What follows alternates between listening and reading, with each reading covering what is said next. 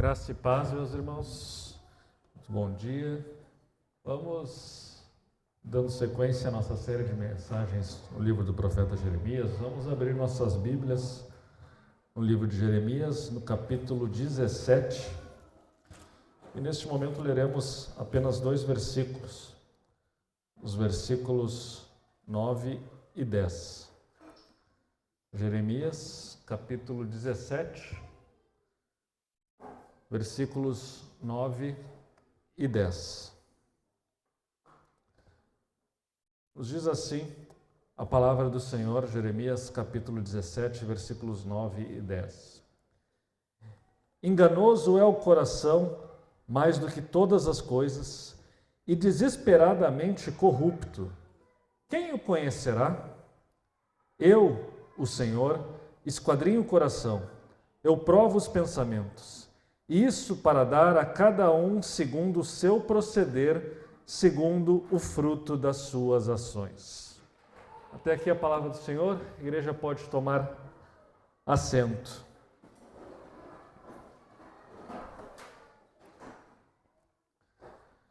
Nossa cultura, ela costuma romantizar sobre o coração humano, como se fosse algo maravilhoso e recomendável seguir o nosso coração, fazer aquilo que o nosso coração manda. Se assim fizermos, seremos felizes. Se assim fizermos, teremos uma vida autêntica. Essa ideia ela não é nova, ela não é de hoje. As origens dela remontam ao movimento romântico no século XIX. Mas hoje elas ganham uma popularidade muito grande por meio da cultura popular, por meio das mídias, dos filmes, das redes sociais, da grande mídia. É conhecida, por exemplo, a frase de Steve Jobs: não existe nenhuma razão para não seguirmos o nosso coração. Também poetas escrevem coisas como: siga o teu coração, e se você seguir o teu coração, mesmo que você não acerte, você nunca estará errado. É a idealização, portanto, do nosso eu interior. Se eu seguir aquilo que eu sou, eu vou ter uma vida autêntica e eu, portanto, farei aquilo que é certo, aquilo que é correto. Porém, a Escritura nos apresenta um cenário diferente. A Escritura não tem uma perspectiva tão otimista a respeito do coração humano. E esses versículos que nós lemos aqui do profeta Jeremias são talvez os versículos mais claros e mais explícitos a respeito da situação do ser humano enquanto tal, a situação do ser humano caído, a situação do ser humano enquanto pecador. O coração humano não é digno de confiança. E seguir o nosso coração é um conselho que o próprio Satanás nos daria sem nenhum problema. Segue o teu coração. A serpente nos diria isso: segue o teu coração. Faz aquilo que está no teu coração. Então, a mensagem de hoje, esses 2 versículos que nós lemos aqui, eles estão incluídos no capítulo 17 numa série de reflexões. Se nós lemos o capítulo 17 de Jeremias, ele parece um pouco desconexo, tem muitos versículos que não parecem ter uma relação direta uns com os outros. Mas a verdade é que eles foram colocados aqui de uma maneira que, aparentemente, os versículos 9 e 10 que nós lemos aqui são o centro do capítulo 17. Existem outras reflexões que o profeta faz, e essas reflexões estão relacionadas com essa verdade fundamental: o coração humano é enganoso. E essa reflexão a qual Jeremias chegou e na qual ele transcreveu, e aqui estamos nós 2500 anos depois lendo no seu livro, são reflexões que o profeta faz a partir da sua própria experiência. O profeta, meus irmãos, não era um homem santo, sem pecado, completamente perfeito. Mas ele também viveu como um ser humano como nós, ele também viveu todas as tentações, ele também tinha uma natureza que foi manchada pelo pecado e, portanto, ele também tinha um coração que constantemente o tentava enganar. E ele, num determinado momento da sua vida, reflete a respeito da sua própria situação e chega a essas conclusões. Mas para compreendermos então a mensagem no seu contexto, nós vamos ler alguns dos versículos que antecedem e também alguns versículos que vêm depois desses 2 que nós lemos aqui. E qual é o contexto e a nossa mensagem, a mensagem desta manhã, é uma mensagem a respeito do coração humano e como nós devemos analisar o nosso coração e que consequências isso tem para a nossa vida, o fato do coração humano ser corrupto e o fato do coração humano não ser confiável. Jeremias começa as suas reflexões, e nós podemos ler aqui o versículo 5 do capítulo 17. Ele primeiro traz uma reflexão sobre onde está o nosso coração. Apesar de não mencionar a palavra coração, ele fala sobre a nossa confiança. Em quem nós confiamos? A primeira parte dessa mensagem, que está estruturada em 3 partes, é em quem nós confiamos. Depois de refletirmos sobre em quem nós confiamos, nós falaremos sobre o coração humano propriamente dito. E por fim, nós falaremos, uma vez que não podemos confiar no nosso coração, o que devemos fazer e qual é a nossa esperança. Esses são os 3 pontos da nossa mensagem. Mas o primeiro ponto, em quem nós confiamos ou onde está o nosso coração? Versículo 5 do capítulo 17, Jeremias nos diz o seguinte: assim diz o Senhor, maldito o homem que confia no homem, que faz da carne mortal o seu braço e aparta o seu coração do Senhor, porque ele será como um arbusto solitário no deserto, e não verá quando vier o bem. Antes, morará nos lugares secos do deserto, na terra salgada e inabitável. Mas bendito o homem que confia no Senhor e cuja esperança é o Senhor, porque ele é como a árvore plantada junto às águas, que estende as suas raízes para o ribeiro e não receia quando vem o calor, mas a sua folha fica verde. E no ano de sequidão não se perturba, nem deixa de dar fruto. O profeta Jeremias nos apresenta 2 alternativas: confiar no homem ou confiar no Criador. Confiar na criatura, na criação, ou naquele que fez todas as coisas. E não há outra alternativa. E essa escolha, esses 2 caminhos têm consequências. Primeiramente, ele fala, maldito aquele que confia no homem. Aqui, evidentemente, que a expressão, Jeremias traz essa reflexão a partir de si mesmo e das suas experiências, mas ela se aplica a todo o povo de Judá, a todo o povo de Israel e também a nós hoje, mais de 2000 anos após essas palavras terem sido escritas. Possivelmente, Jeremias, meus irmãos, estava vivendo, algumas semanas atrás, tivemos pregações sobre as confissões de Jeremias, as orações, a maneira como ele se direcionava a Deus, o seu sofrimento, as suas queixas. Nós vimos também que Deus ordena que o próprio Jeremias não se case, não frequente festas, não frequente velórios, porque a sua vida era um símbolo daquilo que iria acontecer com o povo de Judá, com o juízo que iria acontecer caso não houvesse arrependimento.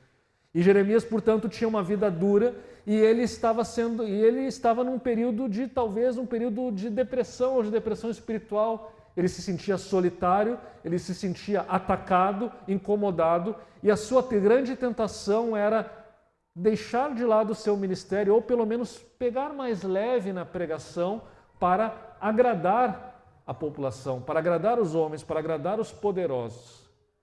E talvez em algum momento do seu ministério, Jeremias, como um ser humano, sujeito a falhas como todos nós, possa ter cedido nessa direção. Ele pode ter pensado, não, a minha pregação ela tem que ter alguma aceitação. As pessoas têm que reagir ao que eu estou pregando. As pessoas têm que ser arrependimento. Eu poderia ser um pouquinho mais popular. E talvez ele quisesse ganhar a confiança, portanto, do rei, para não ser perseguido pelo rei, dos sacerdotes, para que ele tivesse uma influência no culto, na religião de Israel, a influência dos poderosos da nação. Talvez ele fosse, em alguns momentos, ele talvez tenha cedido, talvez ele pensasse que poderia ser um pregador de sucesso, um profeta respeitado, alguém amado pela sua nação. Em algum momento, talvez ele tenha pensado nisso, mas tão logo ele pensou e tão logo ele desejou a aprovação do povo para quem ele pregava, tão logo isso teve um peso importante na sua vida, ele se deu conta que não estava indo pelo caminho certo. Ele se dá conta que, na verdade, se ele fizesse isso, ele estaria debaixo da maldição do Senhor. Ele estaria confiando no homem, na aprovação do ser humano, estaria confiando no sucesso humano e confiando que isso lhe daria sentido para a sua vida. E ele então reconhece, aquele que confia no homem, aquele que põe a sua confiança na criatura e não no Criador, será como uma árvore plantada junto às águas, árvore que estende as suas raízes para o ribeiro, ou melhor, estou lendo aqui quem confia no Senhor. Mas o homem que confia no homem, que faz da carne mortal o seu braço e aparta o seu coração do Senhor, vejam que a palavra aparece aqui, esse será como um arbusto solitário no deserto e não verá quando vier o bem. Antes morará em lugares secos no deserto, na terra salgada e inabitável. Em última instância, aquele que confia no próprio homem e que sustenta toda a sua vida nessa confiança na criação, no poder econômico, no dinheiro, no poder político, na influência, na tecnologia, essa pessoa será como uma árvore no deserto, ela terá uma existência solitária. A sua vida ela não florescerá, ela não dará fruto. E, em última instância, no final de tudo, ela estará sozinha, ela estará isolada. Sabe por quê? Porque a criação e o ser humano, eles não podem dar aquilo que só Deus pode dar, que é vida plena, aceitação plena. O ser humano, e todos nós sabemos, o ser humano muitas vezes nos decepciona. E aqueles que nós confiamos, muitas vezes estão nos apoiando apenas porque têm seus próprios interesses, apenas porque têm seus próprios objetivos e nós somos úteis para eles. Então, quem coloca a sua confiança em outras pessoas, ou em ideias, ou em ideologias, em tecnologias, não se dá conta que muitas vezes está sendo usado e no final ele ficará sozinho, ele ficará isolado e ele não verá nem sequer o bem quando vier, ele não desfrutará do verdadeiro bem.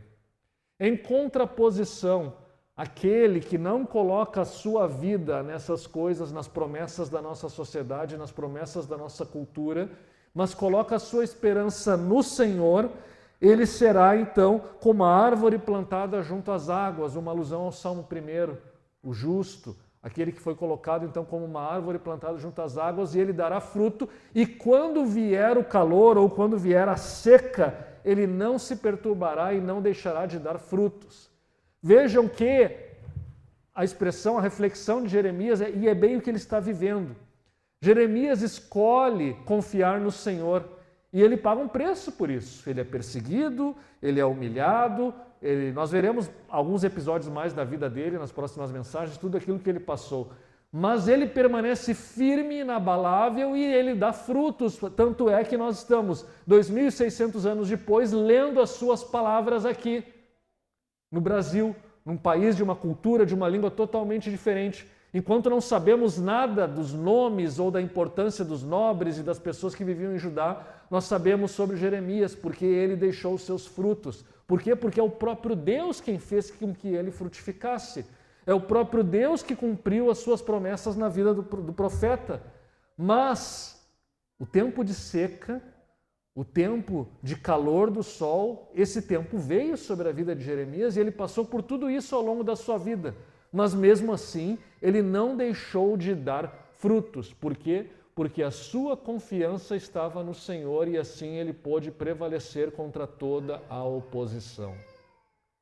Jeremias conclui, e como nós sabemos que Jeremias confiou no Senhor até o fim, pelo seu próprio ministério, pelo seu próprio livro que nos foi legado, o seu legado, aquilo que ele deixou. E os versículos seguintes vão nos mostrar também que Jeremias faz essa escolha. Vejam, por exemplo, aqui o verso 15 e versos seguintes, que diz assim: Eis que me dizem, onde está a palavra do Senhor? Que se cumpra, mas eu não me recusei a ser pastor, seguindo-te. Nem tampouco desejei o dia da aflição, tu o sabes. O que saiu dos meus lábios está no teu conhecimento. Não me sejas motivo de terror, meu refúgio és tu no dia do mal. Aqui Jeremias se dirige ao Senhor e expõe a sua confissão, o seu clamor que ele eleva ao Senhor, nos mostra a quem ele escolheu confiar.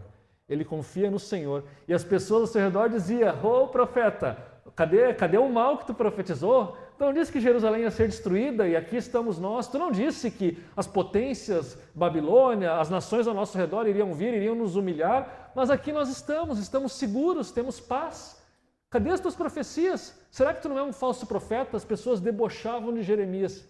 E ele diz: e mesmo assim, eu não recusei o meu chamado. Eu escolhi ser pastor, um guia espiritual da nação.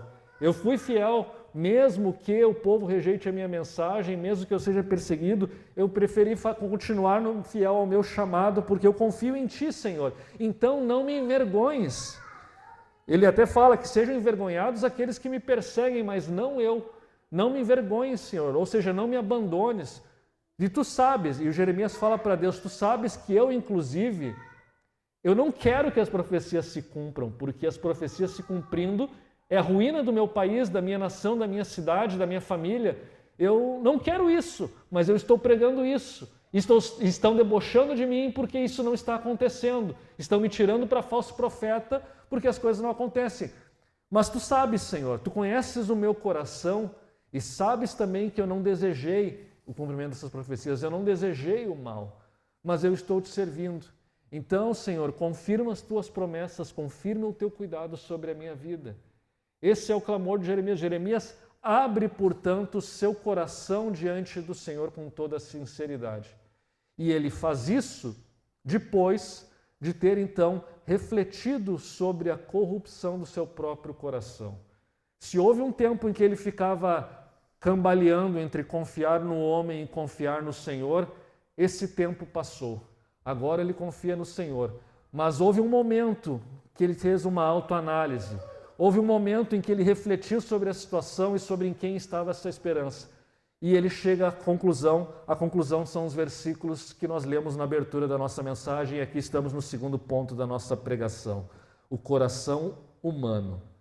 Enganoso é o coração mais do que todas as coisas e desesperadamente corrupto. Jeremias faz essa reflexão numa forma poética. Ele usa aqui, na poesia hebraica, um paralelismo. Enganoso é o coração, desesperadamente corrupto. Esses dois versos são paralelos. Eles são versos que se complementam, são praticamente sinônimos. O coração, ele nos engana, e o coração é corrupto. A ideia é basicamente a mesma. Não dá para confiar no nosso coração. O nosso coração tem enganos. E nós vamos ver ao longo do livro de Jeremias, já vimos isso mencionado em alguns versos que nós pregamos aqui, e veremos ainda, haverá mais para frente uma mensagem específica sobre a falsa profecia.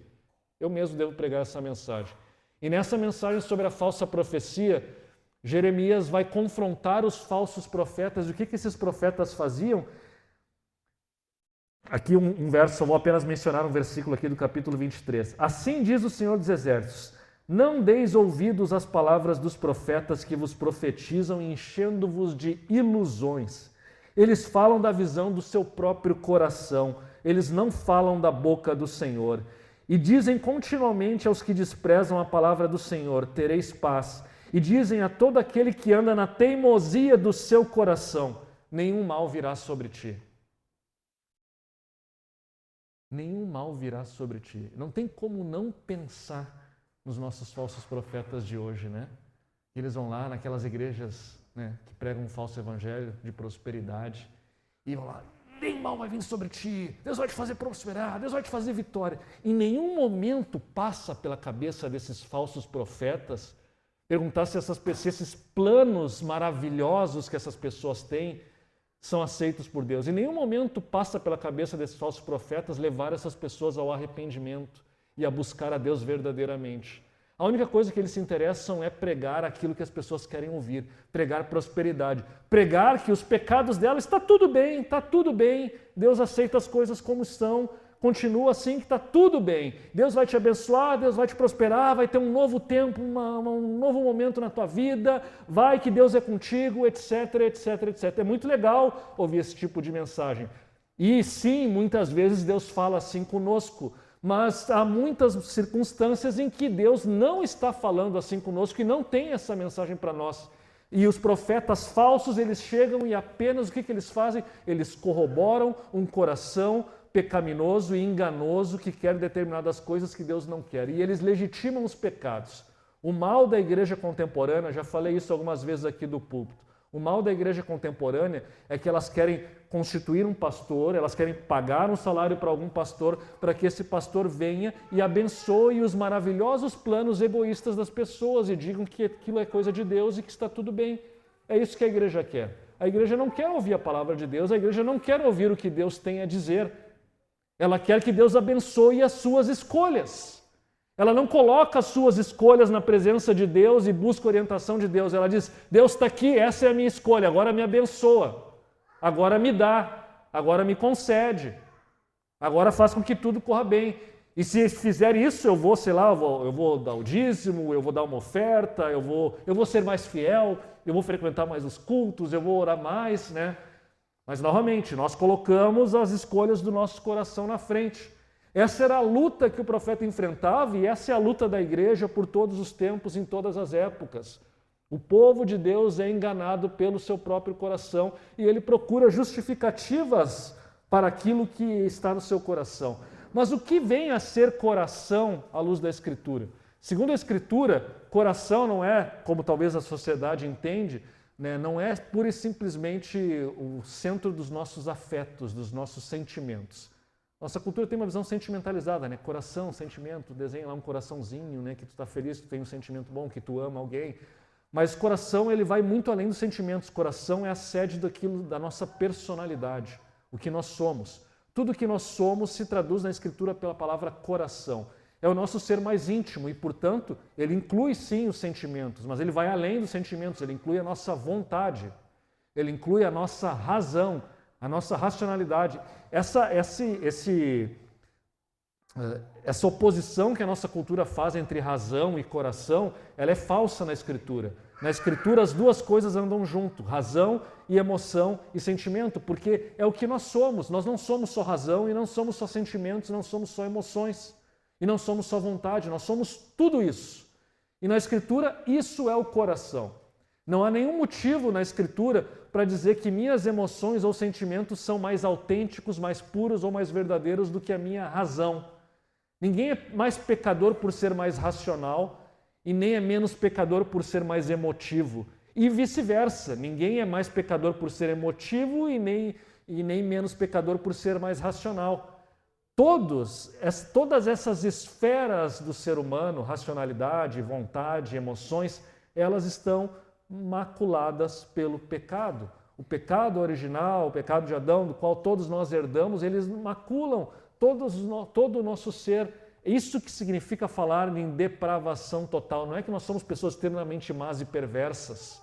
Não é isso. Não é que nós somos tão maus quanto poderíamos ser. Não é que todos nós somos pequenos Hitlers ou algo parecido.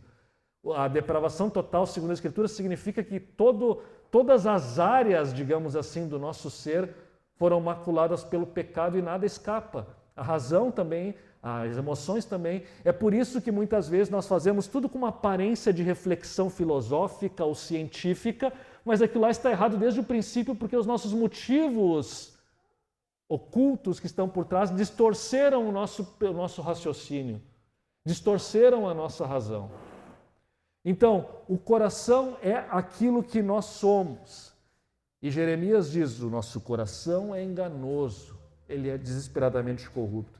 Enganoso significa que ele nos engana. O nosso coração nos manipula. É aquela velha história. Nós não nos conhecemos a nós mesmos.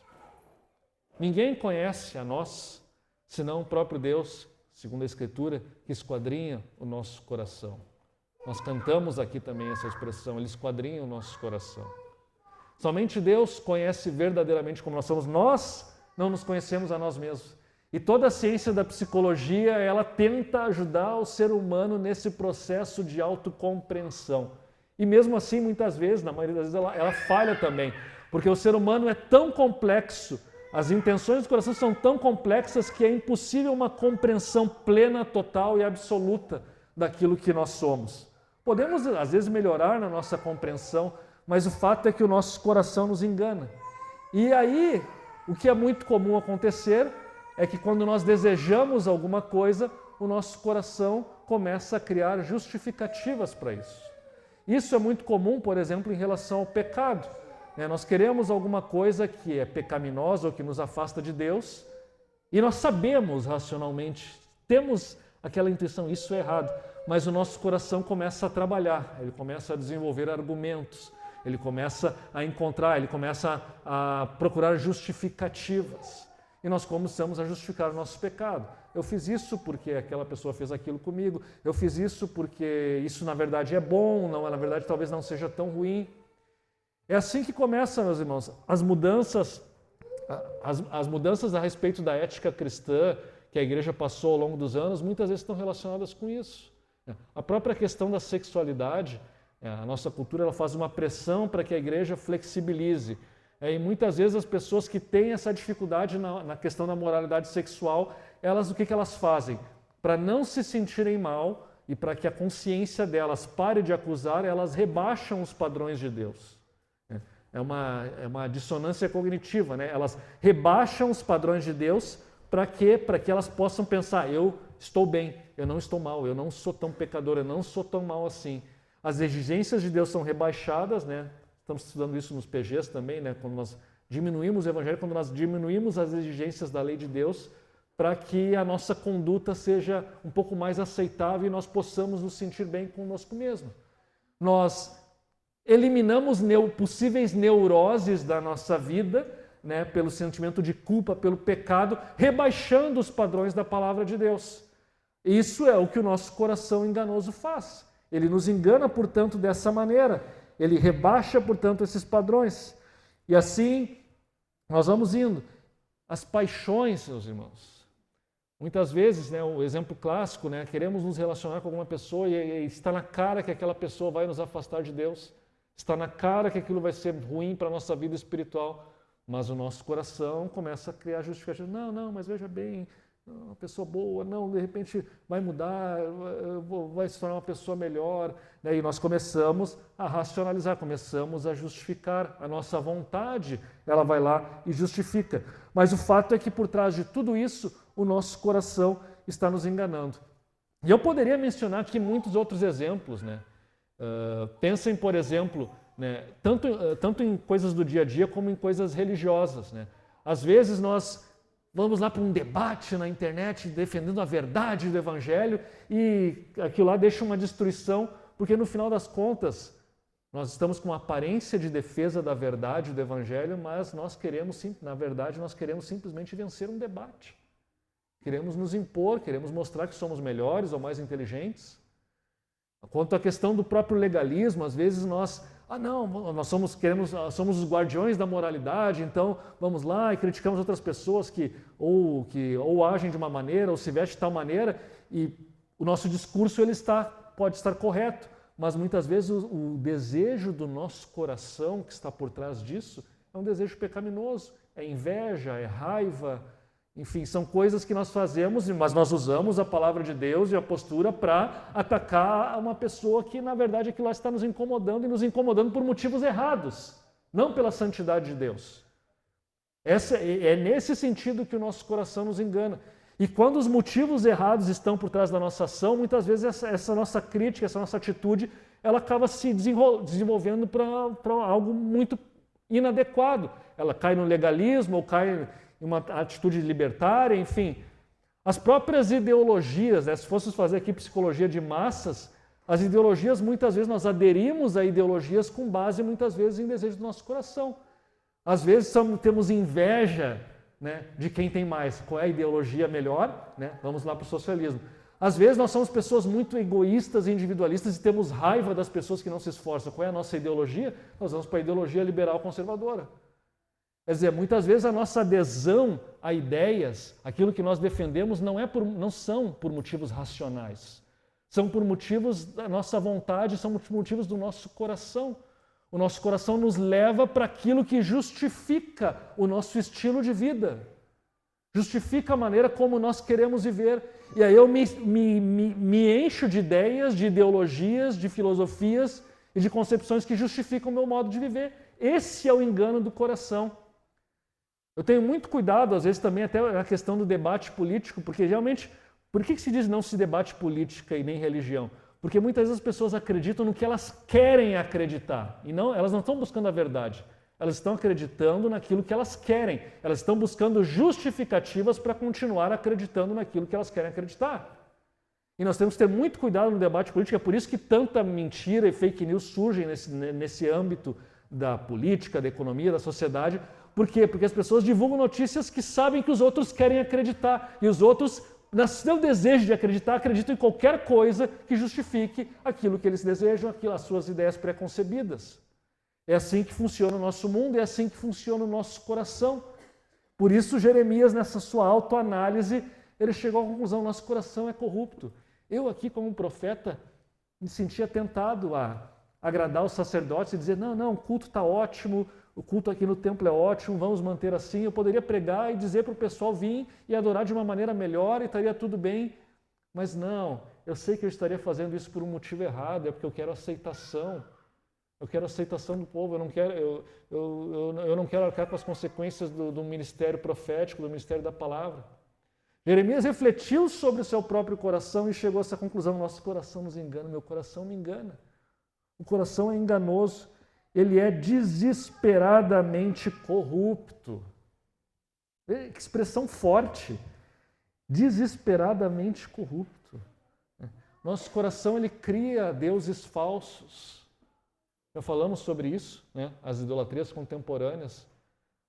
Nós queremos viver o nosso ídolo supremo da felicidade e criamos ali, né, argumentos, né? Nos corrompemos para justificar esses nossos deuses falsos.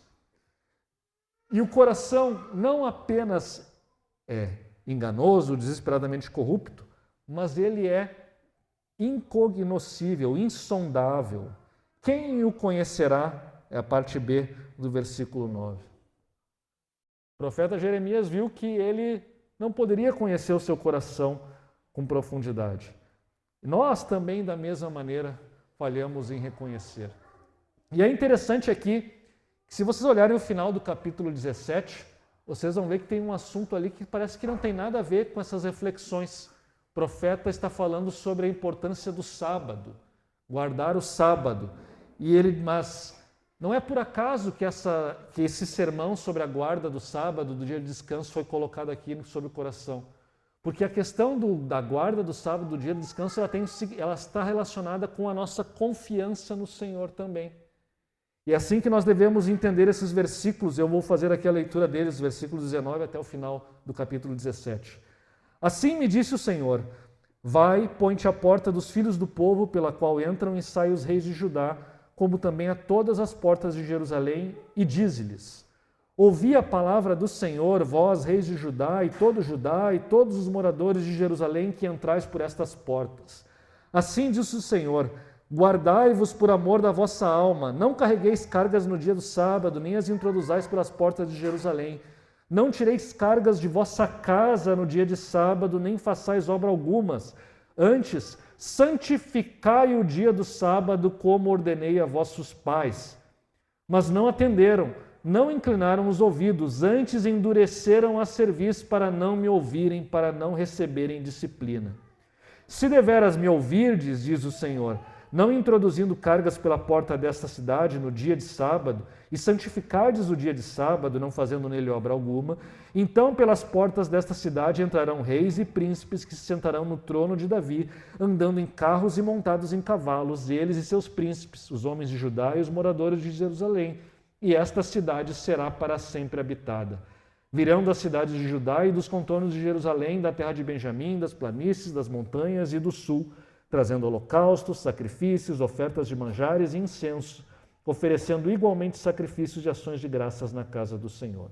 Mas, se não me ouvirdes, e por isso não santificardes o dia de sábado, e carregardes alguma carga quando entrares pelas portas de Jerusalém no dia de sábado, então acenderei fogo nas suas portas, o qual consumirá os palácios de Jerusalém e não se apagará. Nós sabemos, meus irmãos, que o sábado ele já não é mais para o povo de Deus, para o povo cristão, literal, o dia de sábado. O dia do Senhor para a igreja, para o povo de Deus, é o dia do domingo, né? E a ideia do mandamento de sábado é a ideia de que nós temos que ter um dia do Senhor, um dia de descanso e um dia para dedicarmos ao Senhor. E a igreja convencionou que o dia preferencial para isso é o dia de domingo, porque é o dia que Jesus ressuscitou dos mortos, é o dia da nova criação. Mas dito isso, por que o profeta Jeremias faz essa advertência nesse contexto em que ele fala do coração? Porque um teste prático e objetivo para ver aonde estava o coração do povo e se o povo de fato confiava no Senhor ou confiava no ser humano, na própria criação ou no seu próprio bolso, era na disponibilidade desse povo de guardar um dia de descanso, de obedecer esse mandamento e de se consagrar ao Senhor, de santificar esse dia para o Senhor. Porque como é que o povo fazia? O povo ia cultuar a Deus e estou indo lá e vou aproveitar que estou indo para Jerusalém, no templo, já vou levar meu comércio, minhas cargas, vou trabalhar. E eles cultuavam a Deus e seguiam para o trabalho, e continuavam a trabalhar. Ou seja, eles não descansavam, e não descansavam no Senhor. E assim eles mostravam o quê? Que eles confiavam no bolso e não no Senhor. O mandamento do dia do descanso, ele serve para nos ensinar que nós precisamos entrar no repouso do Senhor, que nós precisamos compreender a confiar no Senhor e confiar na sua providência, confiar que Ele vai nos dar o seu sustento, confiar que nem só de pão viverá o homem, mas de toda a palavra que sai da boca do Senhor. É por isso que foi dado o sábado, o dia de descanso. Ele não é só um benefício, mas é também um mandamento, porque Ele quer nos ensinar essas verdades. E o povo que se iludia vindo cultuar a Deus, e não, cultuo, mas continuo a trabalhar, não respeito o mandamento, não tenho dia de descanso, não santifico esse dia para Deus. O povo continuava, portanto, a viver as suas vidas egoístas, as suas vidas voltadas para si mesmos. No fundo, o povo dizia, estamos cultuando a Deus, está tudo bem, mas eles estavam no auto-engano do seu coração. Por quê? Porque eles não estavam dedicando suas vidas. Mais interessava o povo cuidar dos seus próprios interesses, cuidar dos seus próprios negócios. Era isso que estava em primeiro lugar. Primeiro, cuido dos meus negócios. Primeiro, cuido do meu ganha-pão. Primeiro, isso. Depois, sobrando um tempo, eu cultuo a Deus. E vamos tentar juntar as duas coisas. Eu trabalho e também cultuo. Faço as duas coisas juntos. O povo, portanto, no seu auto-engano do coração, achava que estava tudo bem, mas não estava. E Deus promete, vocês, na verdade, não confiam em mim. E por não confiarem em mim, o juízo virá sobre essa cidade, o juízo virá sobre Jerusalém. E esse é um retrato da nossa sociedade, meus irmãos. A nossa sociedade, o que ela mais confia é na autonomia humana. O que ela confia é no outro ser humano. Ela confia no poder, e especialmente no poder de Mamon, no poder das riquezas. Essa é a verdade. E todos nós somos afetados por essa perspectiva. Estamos imersos numa cultura assim, e isso sempre foi assim na história da humanidade. E o nosso coração vai nos levando para tentar justificar, portanto, essas prioridades, colocarmos essas prioridades em primeiro lugar e deixarmos a confiança em Deus, o reino de Deus, para depois, para o tempo que nos sobra. E continuamos achando que está tudo bem, continuamos achando que está tudo normal. E assim, meus irmãos, Jeremias demonstra o quanto não podemos confiar no nosso coração. Mas aí entramos no último ponto. Ok, o coração é corrupto. O coração é enganoso, ele nos manipula. Na verdade, nós achamos que nos conhecemos, mas não conhecemos profundamente quem nós realmente somos. E agora? O que podemos fazer? Que esperança nos resta? Vivermos de uma maneira cínica, sem rumo nenhum, dizendo, eu não vou me preocupar com mais nada, porque no final eu sou corrupto e é isso mesmo, não há esperança? Não! A própria palavra de Deus nos apresenta uma alternativa, a própria palavra de Deus nos traz a salvação. E o próprio Jeremias, ao reconhecer essa situação, ele clama ao Senhor buscando essa salvação, é o que nos diz o verso 14. Cura-me, Senhor, e serei curado. Salva-me e serei salvo, porque Tu és o meu louvor.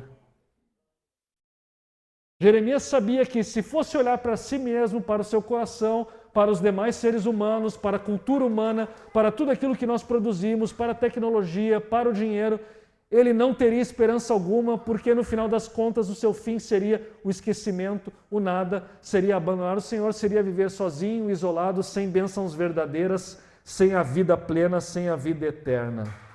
Por isso, inclusive, que ele vai dizer, todos aqueles, no verso 13, Senhor, todos aqueles que te deixam serão envergonhados, e o nome dos que se apartam de mim será escrito no chão, porque abandonaram o Senhor, a fonte das águas vivas. Não há esperança longe do Senhor. Não há esperança se não colocarmos a nossa confiança nele. Jeremias, portanto, se desespera da sua situação. Vejam que é todo um processo de arrependimento. Ele toma consciência da situação ele examina o seu coração, ele se arrepende e ele clama: cura-me, Senhor, e serei curado. Salva-me e serei salvo, porque tu és o meu louvor. E aqueles que não fizerem isso, eles não têm esperança alguma. Nós, portanto, podemos ter a esperança de que, apesar do nosso coração corrupto, Deus se compadece de nós e Deus nos oferece a salvação continuamente. E Ele faz isso na pessoa do seu Filho Jesus Cristo. Jeremias não viu Jesus. Jeremias nem podia imaginar que as promessas de Deus se cumpririam de uma maneira tão maravilhosa, com o próprio Deus assumindo a condição humana e vivendo as nossas tentações, mas não tendo pecado algum. O próprio Deus, nessa condição humana, vence o pecado, vence o coração humano e assim nos permite termos acesso a Ele, permite ter salvação e permite, inclusive, ter um coração transformado. Falaremos sobre isso em outra ocasião, quando Jeremias fala de uma nova aliança que estava por vir e que transformaria os nossos corações. Por ora, a verdade é que nós podemos relembrar novamente que em Jesus Cristo nós temos salvação para um coração enfermo, para um coração desesperadamente corrupto. E sem Jesus Cristo nós não temos nada, porque o coração, meus irmãos, em algumas versões, talvez algumas versões de vocês digam isso, uma boa tradução também, o coração humano é incurável. Desesperadamente corrupto significa incurável. Não há cura humana para o coração humano. Não há terapia, não há remédio que transforme o coração de uma maneira que ele deixe de ser enganoso. A única cura quem pode oferecer é o próprio Deus na pessoa do seu Filho Jesus Cristo. E Ele nos transforma, Ele nos dá um novo coração. E nós sabemos, na presente era, nosso coração continua a ter a influência do pecado e continua, portanto, a nos enganar e a nos levar ao pecado. Mas, ao mesmo tempo, agora nós já podemos lutar contra um coração pecaminoso pelo poder do Espírito de Deus que habita em nós. Agora nós não somos escravos desse coração pecaminoso e ainda sabemos que no final dos dias, na nossa ressurreição, o nosso coração será definitivamente e completamente transformado. Aquilo que é um início com a habitação do Espírito de Deus em nós na era presente se transformará na vida plena, na presença de Deus, com um coração incorruptível e pleno, autêntico, na presença de Deus. E essa é a verdadeira autenticidade. A verdadeira autenticidade não é ceder a impulsos pecaminosos, mas a verdadeira autenticidade é ter um coração conforme a ordem que Deus planejou para nós. Um coração em comunhão com Ele, um coração transformado pelo seu Espírito. E eu quero encerrar, portanto, essa mensagem com algumas aplicações de tudo aquilo que nós pregamos, tudo aquilo que nós vimos nesses versículos tão importantes do livro de Jeremias. Essa mensagem, eu preguei uma mensagem semelhante a essa logo que eu assumi aqui no Botânico, foi em 2017, mês de abril de 2017. Naquela época, as ênfases eram outras, os versículos que eu li também foram outras, mas muitas das aplicações daquela época continuam a ser importantes e algumas delas eu revisito a igreja aqui nesse momento. E talvez não foram muitos de vocês que estavam presentes e que já eram membros do Botânico naquela época, mas aqueles que estiveram presentes naquele dia, naquela ocasião, podem talvez relembrar nessas aplicações e avaliar de 2017 até aqui, 2025, todos esses anos se passaram. O que essa mensagem, que impacto essa mensagem teve na minha vida? Como o meu coração mudou desde aquela época, ou não mudou, ou piorou? É uma ocasião para também pensarmos a respeito disso. Mas a primeira aplicação é a seguinte, é uma aplicação de precaução.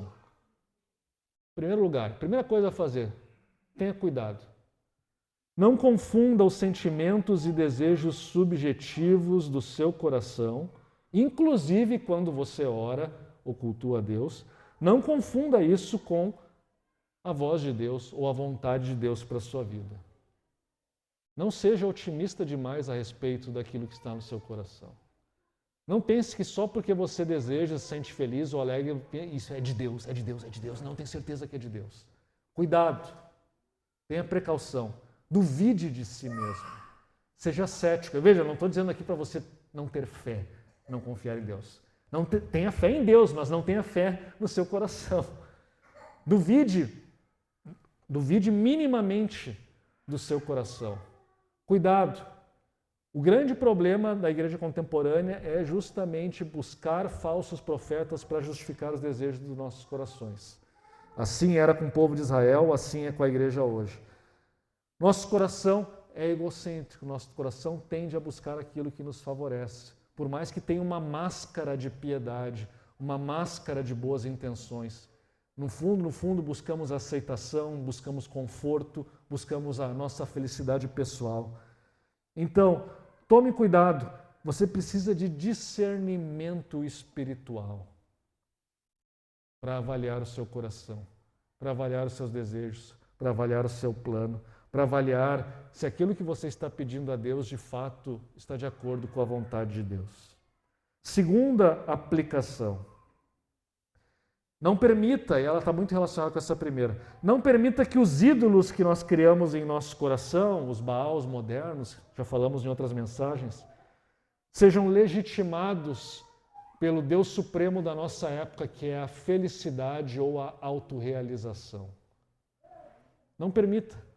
Não permita que essa legitimação venha. O antídoto para essas distorções é deixar a palavra de Deus penetrar em nossos corações enganosos e corrompidos, para que ela, como diz Paulo lá em Romanos 12, renove a nossa mente. A nossa mente precisa de uma contínua renovação, para que nós não venhamos a ceder a essa tentação de que a nossa busca pela felicidade pessoal nos leve por caminhos errados, nos leve por caminhos que nos afastam de Deus. Nosso clamor deve ser como o do salmista. No Salmo 119 ele diz: inclina o meu coração para os teus estatutos e não para a ganância. Em outras palavras, Deus, me inclina o meu coração para a tua vontade e não para a minha vontade pessoal de felicidade plena, instantânea e imediata.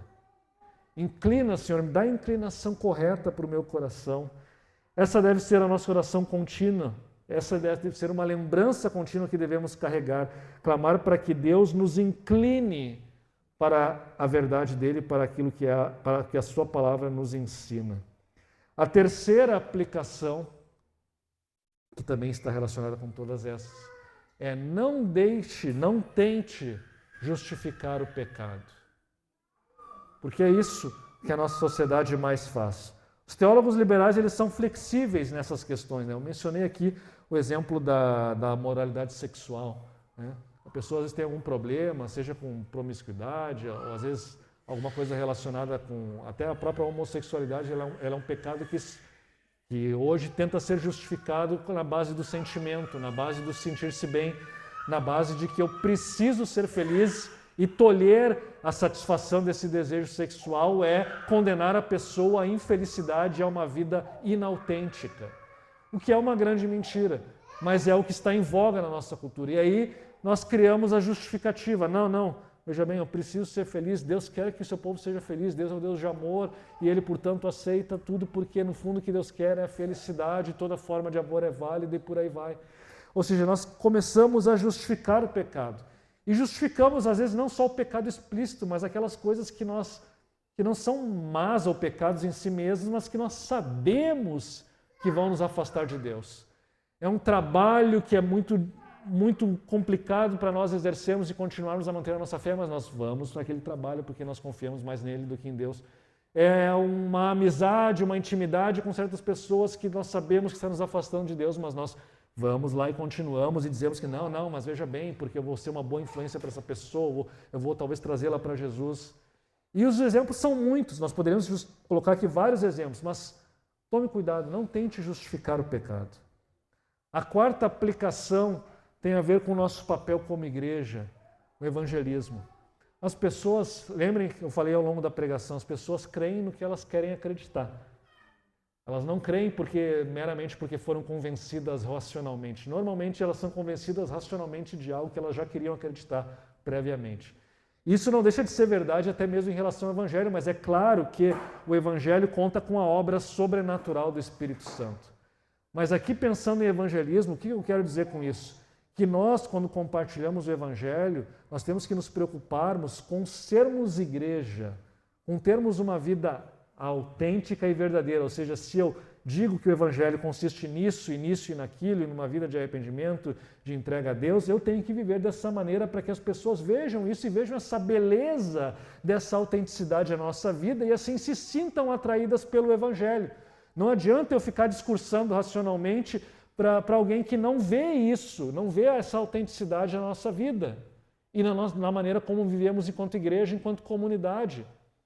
Nós precisamos dessa autenticidade, ou seja, as pessoas precisam olhar para nós, olhar para a nossa igreja e se sentirem atraídas por isso e verem como isso é belo. E aí nós pregamos a palavra, o Espírito faz o seu trabalho no coração dela. E aí a argumentação racional e teológica entra para finalizar esse processo de conversão e fazer com que a pessoa possa ter mais segurança em relação às ideias da sua cabeça. Aquilo que ela quer acreditar e que o Espírito Santo está no processo de convencimento é aquilo que, portanto, faz todo sentido racionalmente também. Então, viva vidas individualmente e em comunidade, vidas que condizem com a verdade do Evangelho, vidas de beleza. Mostre a beleza da vida cristã para aqueles que não conhecem a Cristo. Deus é belo, a santidade de Deus é bela, a vida cristã é bela. E é isso que devemos mostrar para o mundo que não conhece a Jesus Cristo, para que o seu coração possa se abrir, se inclinar para ouvir a palavra de Deus. Quinta aplicação, cuidado, e muito cuidado, com a autocomiseração. Porque a autocomiseração, muitas vezes, ela também é fruto de um coração enganoso. Ai, coitado de mim. Ai, ninguém gosta de mim. Ai, eu estou sozinho. Ai, eu estou com isso. Eu estou com aquilo. Está muito difícil. Porque quando nós começamos com a autocomiseração, esse é o primeiro passo para, então, justificarmos um pecado. Justificarmos um vício. Ah, eu estou muito sozinho. Está muito difícil a minha vida, então eu me entrego à pornografia. Ai, minha mulher não me dá atenção, então eu acho que tenho direito de fazer, né, de flertar, de adulterar lá fora. Ai, o meu trabalho não me paga o que eu mereço.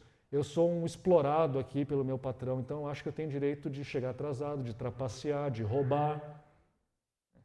Nós começamos, né, com a autocomiseração para justificarmos o nosso pecado. E ficamos assim, e a autocomiseração ela também tem um papel de danificar o nosso coração, de gerar amargura. Então eu me amarguro com a minha família, com os meus amigos, com os meus colegas de trabalho, com a minha igreja, e em última instância com o próprio Deus. Nós vemos nas confissões de Jeremias que o próprio Jeremias, em alguns momentos, vai indo por aquele caminho. Eu preguei sobre isso. Mas aí Deus dá o choque de realidade. Cara, tá cansado agora? Como é que tu vai correr com os cavalos, correndo contra homens a pé? Acorda, Jeremias. E a palavra de Deus nos chama, portanto, para nos acordarmos, para sairmos também dessa autocomiseração, sem desmerecer o sofrimento de vocês. Sem desconsiderar a realidade do sofrimento. Sim, o sofrimento é terrível e nós sofremos, mas nós precisamos conseguir nos erguer e olhar acima e além daquilo que nos está fazendo sofrer. Porque se não conseguirmos, nós vamos ficar nesse vício, coitado de mim, ninguém gosta de mim, Deus não gosta de mim, Deus não me ama, minha família não me ama, meus amigos não me amam, ninguém me ama. E assim nós cada vez mais nos afundamos no pecado e o nosso coração cada vez mais se fecha para o bem e para o amor de Deus. E por fim, a última aplicação, ela não poderia deixar de ter um tom mais positivo. À luz de tudo aquilo que nós falamos, aquilo que nós não devemos fazer, aquilo que nós devemos evitar, há algo que nós devemos fazer e que de alguma maneira foi pincelado ao longo da pregação. E o que nós temos que fazer é entregar o nosso coração a Deus. Coloque o seu coração diante de Deus por meio da oração, o que inclui a oração das Escrituras, a meditação das Escrituras. Ao orar com as Escrituras, nós colocamos diante do Deus eterno e usamos as próprias palavras que Ele nos deu para orientar as nossas orações e para orientar o nosso coração. A oração reorienta não somente as nossas prioridades, mas também o conhecimento que nós temos de nós mesmos e do nosso coração. Calvino dizia que quando nós conhecemos, todo conhecimento de si mesmo tem como pressuposto conhecer a Deus. Nós precisamos conhecer a Deus, em outras palavras, já que fomos criados à imagem de Deus, nós precisamos conhecer a Deus para conhecermos a nós mesmos. E nós conhecemos a Deus quando nos dirigimos a Ele em oração, com base na Escritura que Ele revelou. Ele revela quem Ele é por meio da Sua palavra. Então, quando eu uso a Escritura, quando eu uso salmos, orações inspiradas, quando eu uso outros textos das Escrituras para, em meditação, me dirigir a Deus, eu estou me dirigindo conforme aquilo que Ele é. E assim, minhas prioridades que antes eram tão importantes começam a ser reconsideradas. E assim, a mim mesmo, eu que me considerava de tal maneira, começo a cair na real conforme a palavra de Deus vai falando no meu coração. Antes eu só pensava no aumento do meu salário, na roupa que eu queria comprar, na saúde perfeita que eu queria ter, na vida maravilhosa que eu queria ter, mas quando eu começo a me dirigir a Deus com frequência, com base na Sua palavra, essas prioridades vão perdendo o impacto. Elas podem até continuar a existir, mas elas já não têm mais aquele impacto, aquele poder que tinham na nossa vida, porque as prioridades de Deus passam a tomar conta do nosso coração e eu passo a desejar o reino de Deus, passo a desejar a Sua justiça.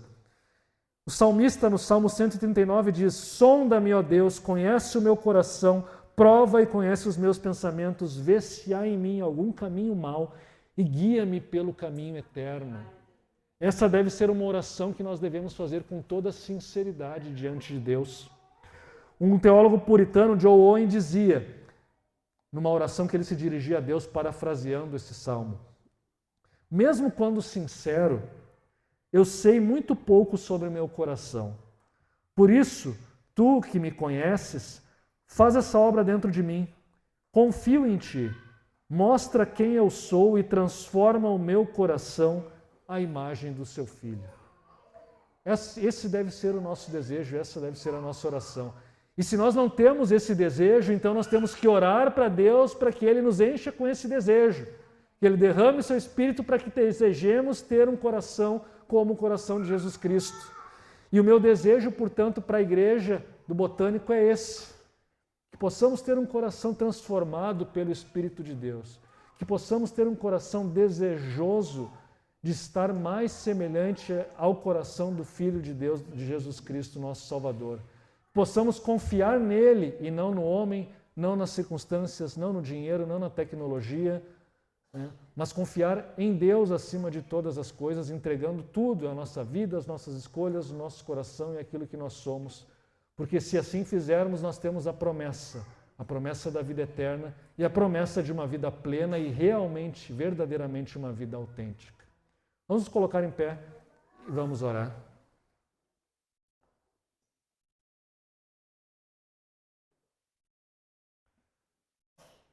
Deus eterno, em Tua presença nós estamos e o nosso coração confrontado, contrito pela Tua palavra, também se alegra, Senhor, por ouvir uma palavra que ao mesmo tempo que nos confronta, nos dá esperança. E sim, nós temos esperança, Senhor, apesar da corrupção do nosso coração, nós temos esperança no Teu Filho Jesus Cristo. Nós temos esperança na salvação, nós temos esperança na vida eterna, nós temos a esperança de não sermos mais encaminhados pelos desejos e pela corrupção do nosso coração, mas transformados pelo Teu Espírito Santo, vivemos vidas que Te agradem, até o dia que encontraremos a Ti face a face. Mas a verdade, Senhor, é que vivemos, Senhor, na era presente, vivemos numa luta, Senhor, uma luta constante entre os desejos, os conflitos do nosso coração, com um coração transformado, com a nova vida, com a nova criação que habita em nós por meio do Teu Santo Espírito. Por isso, Senhor, nós clamamos, transforma-nos, Senhor, transforma o nosso coração, sonda o nosso coração, mostra quem nós somos, Senhor. Coloca em nós um desejo, Senhor, sim, uma inclinação. Inclina o nosso coração, inclina a nossa vontade, inclina aquilo que nós somos, Senhor, para a Tua palavra, para Ti, para a pessoa do Teu Filho, que possamos amar a Ti, a Tua santidade, a beleza da Tua santidade, a beleza do Teu Filho, que possamos ver a Tua glória, nos deleitarmos nela e assim nos inclinarmos em direção a Ti, inclinarmos a nossa vida para Ti, inclinarmos as nossas escolhas, aquilo que fazemos, o nosso estilo de vida, que não seja um estilo de vida voltado apenas para a ganância, apenas para os nossos próprios interesses, para o nosso próprio ego, mas um estilo de vida também dedicado a Ti, dedicado ao Teu reino, tendo a Ti como único e soberano Senhor das nossas vidas, Senhor. Faz essa grande obra em nossa vida para que assim possamos cumprir nossa comissão como igreja, de evangelizar, de transmitir, Senhor, um evangelho que transforma corações e transforma as vidas, Senhor. Que essa transformação se reflita em nós, se reflita na nossa igreja, na nossa congregação, para que ela possa, assim, cada vez mais crescer e ajudar, Senhor, a trazer mais e mais pessoas para o Teu reino. É em nome de Teu Filho Jesus que nós oramos. Amém.